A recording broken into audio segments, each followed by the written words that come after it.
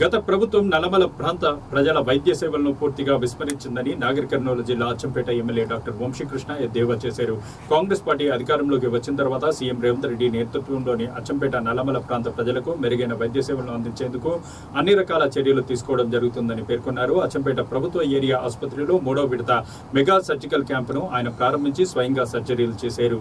ఈ సందర్భంగా ఆయన మాట్లాడుతూ ఆసుపత్రిలో అన్ని అధునాతన పరికరాలు, బ్లడ్ బ్యాంక్ తదితర వాటిని త్వరలో నెలకొల్పుతామని పేర్కొన్నారు. ఆపరేషన్ చేయించుకోలేని, ఆర్థిక స్తోమత లేని పేదలు ఈ సర్జికల్ క్యాంపును సద్వినియోగం చేసుకోవాలని ఆయన సూచించారు. సర్జికల్ క్యాంపులను భవిష్యత్తులో కూడా కొనసాగిస్తామని పేర్కొన్నారు. ఈ కార్యక్రమంలో ఆసుపత్రి సూపరింటెండెంట్ డాక్టర్ ప్రభు, ఆసుపత్రి వైద్యులు, సిబ్బంది తదితరులు పాల్గొన్నారు.